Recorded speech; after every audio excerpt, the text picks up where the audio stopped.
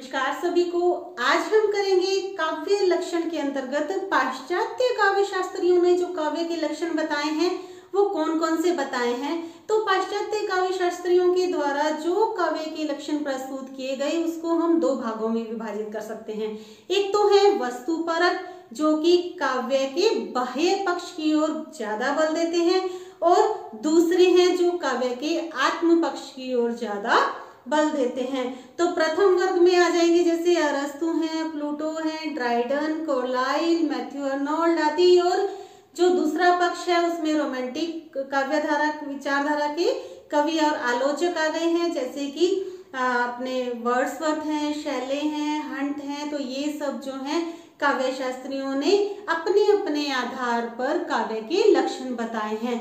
तो सबसे पहले हम देखेंगे अरस्तु के काव्य लक्षण।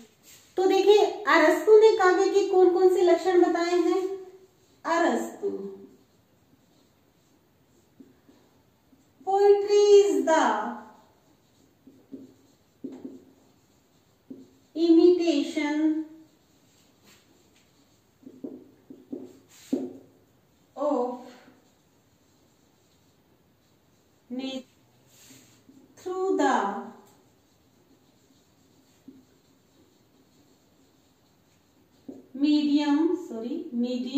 medium of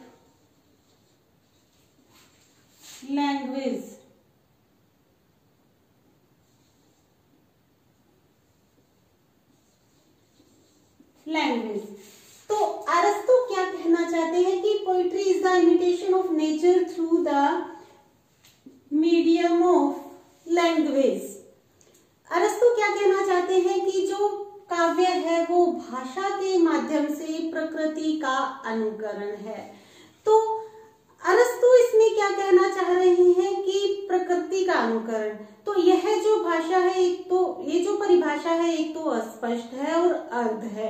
कैसे है अस्पष्ट और अर्ध कि अनुकरण, प्रकृति का अनुकरण से सृजन कहा गया, सृजन नहीं हो सकता। इन्होंने सृजन को पूरी तरह से नकार दिया और अनुकरण करना अर्थात प्रकृति का अनुकरण करना, प्रकृति के पीछे पीछे चलना, अनुकरण करने से सृजन पैदा नहीं हो सकता। तो यह परिभाषा एक भाव पक्ष और अनुभूति पक्ष से अगर अपने इसकी तुलना करें तो भाव और अनुभूति पक्ष को इन्होंने नकार दिया है।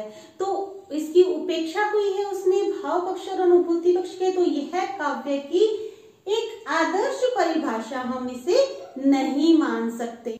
तो आगे देखेंगे अपने ड्राइडन ने अपने काव्य के लक्षण के अंतर्गत काव्य की कौन सी परिभाषा दी है। तो चलिए अपने इसमें ड्राइडन के बारे में चर्चा करेंगे। आचार्य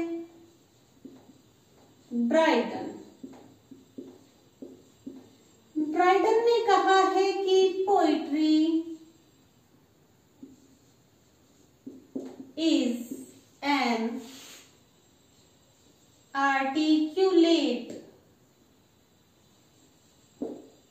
music।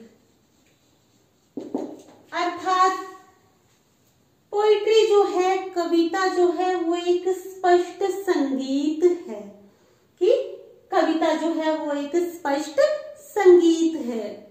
तो इस कविता के इसके अंदर इन्होंने जो काव्य की परिभाषा दी है इसमें केवल एक पक्ष इन्होंने म्यूजिक, ओनली म्यूजिक को महत्व दिया है कि कविता जो है वो क्या है, स्पष्ट संगीत है। ठीक है, लेकिन बाकी संगीत के बिना भी तो कविता लिखी जा सकती है। तो ये तो पूरी तरह से ही अनुपयुक्त हो जाएगी। ठीक है, अब आगे चलेंगे अपने डॉक्टर जॉनसन क्या कहते हैं। देखिए डॉक्टर जॉनसन ने कहा है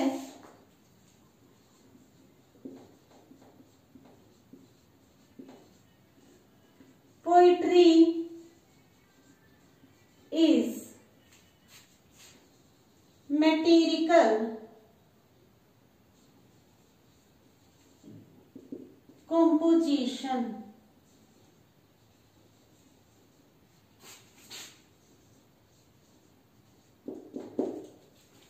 पोइट्री इज मेटेरिकल कॉम्पोजिशन अर्थात कविता जो है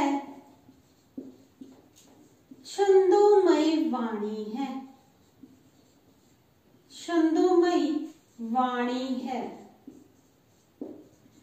तो डॉक्टर जॉनसन ने छंदबद्ध रचना को क्या माना है? कविता माना है, जो कि कविता के भाव पक्ष को बिल्कुल भी दरकिनार कर दिया है। तो यह जो कविता है, इन्होंने कविता का नहीं जबकि पद्य के बारे में बता दिया। ठीक है, तो कविता का भाव पक्ष बिल्कुल भी इसमें दिखाई नहीं दे रहा है। तो क्यों? क्योंकि छंद में क्या है, पूरे नियमों से चलता है, उसमें पूरा दिमाग लगाना पड़ता है, और कविता जो है वो अनुभूति से हमारे अंदर से निकलकर आती है। आगे है कार्लाइल। कार्लाइल ने क्या बोला? Poetry we call musical thought.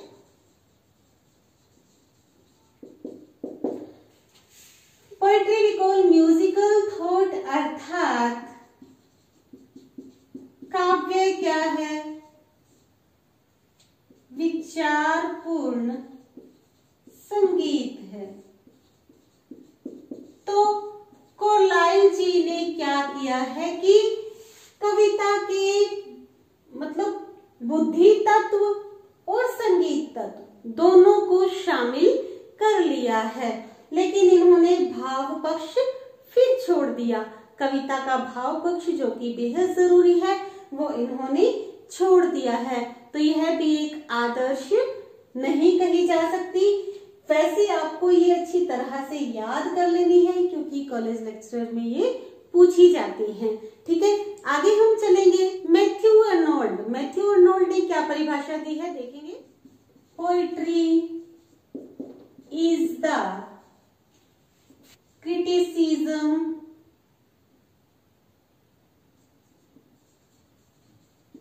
Of life and under the condition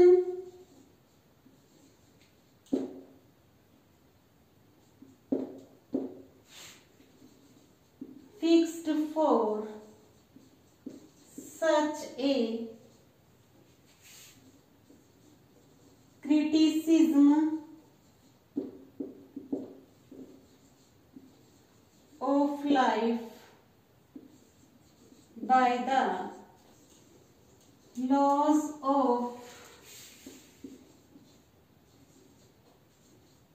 poetic truth and poetic beauty। तो मैथ्यू अर्नोल्ड क्या कहना चाहते हैं? Poetry is the criticism of life under the condition fixed for such a criticism of life by the laws of poetic truth and poetic beauty. तो इनके अनुसार काव्य क्या है कि पोएटिक ट्रूथ काव्य सत्य एंड पोएटिक ब्यूटी काव्य सौंदर्य, इन दोनों के बीच में जो बंध है वह है जो काव्य के सिद्धांतों पर काम करता है, और जीवन की समीक्षा के बारे में जो अध्ययन है वही क्या है? काव्य है। तो मैथ्यू अर्नोल्ड ने इस परिभाषा के तहत कि कल्याणवादी जो भावना है वो तो रखी है, लेकिन राग तत्व को इन्होंने इसमें दरकिनार कर दिया है। तो आगे हम चलेंगे इसके बाद में वर्ड्सवर्थ की परिभाषा। वर्ड्सवर्थ ने काव्य के लक्षणों के बारे में कौन सी परिभाषा दी है, तो देखेंगे। वर्ड्सवर्थ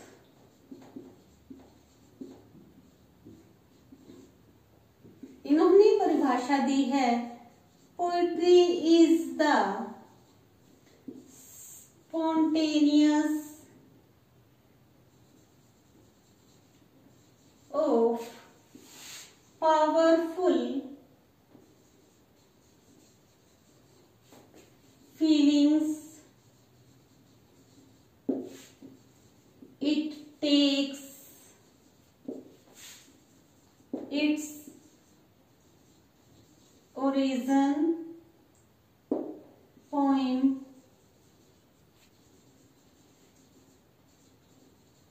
इमोशंस रिकलेक्टेड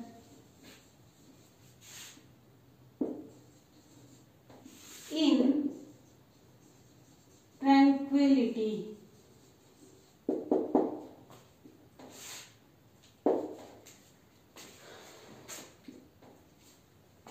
तो देखिए वर्ड्सवर्थ क्या कहना चाहते हैं कि पोइट्री इज द स्पॉन्टेनियस और powerful feelings, it takes its origin from emotions recollected in tranquillity. तो ये इस परिभाषा में बताना चाह रहे हैं कि कविता जो है वो शांति के क्षणों में, मैं लिख देती हूँ यहाँ पर इनकी ये वाली परिभाषा कि कविता शांति के क्षणों में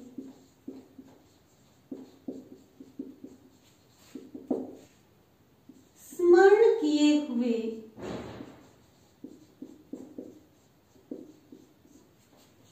प्रबल मनोवेगों का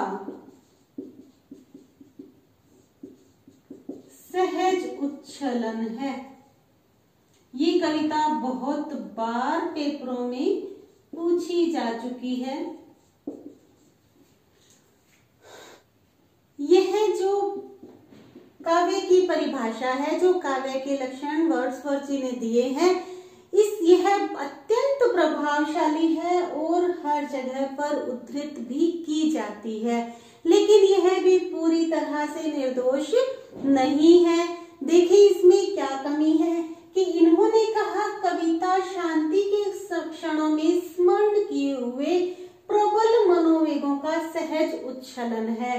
तो क्या शांति के क्षणों में किए गए सभी जो स्मृत जो मनोवेग हैं, क्या वो काव्य हो सकते हैं कि शांति के क्षणों में बैठे हैं हम और हमारे मन में प्रबल मनोवेग जो उठ रहे हैं हमारे अंदर, क्या वो काव्य हो सकते हैं? नहीं, क्योंकि जो कविता है वो तो शांति के क्षणों में जो हमारे अंदर भाव उठते हैं, स्मरण नहीं, कविता स्मरण नहीं बल्कि क्या है, सृजन है। जो हमारे अंदर भाव उठते हैं उसका सृजन किया जाता है। तो इन्होंने कहा है कि शांति के क्षणों में स्मरण किए गए प्रबल मनोवेगों का सहज उच्छलन है। तो शांति के क्षणों में स्मरण किए गए प्रबल मनोवेग काव्य नहीं हो सकता है, क्योंकि यदि हम दुख में होंगे तो हमारे आंसू हैं, कांपना है, दुख है, जो भी है, हमारे मनोवेग उस टाइम जो सहज उनका उच्छलन होगा वह काव्य नहीं हो सकता। और दूसरा, हम जब सुख में होते हैं, खुशी में होते हैं, उल्लास में होते हैं, तब भी नहीं हो सकता, क्योंकि कविता जो है वो शांति के क्षणों में किया गया सृजन है, स्मरण नहीं है। तो इस तरह से ये जो, हालांकि इनकी जो ये परिभाषा है ये बहुत ही महत्वपूर्ण है, लेकिन बहुत सारे आचार्यों ने आगे जो भी आपत्तियां की हैं वही मैंने आपको इसमें बताई हैं ताकि आपकी डीप स्टडी हो सके। तो आगे हम करेंगे हिंदी के जो शास्त्री हैं, आचार्य हैं, उन्होंने काव्य की कौन कौन सी परिभाषाएं दी हैं। तो बने रहिए मेरे साथ। Thank you, have a nice day.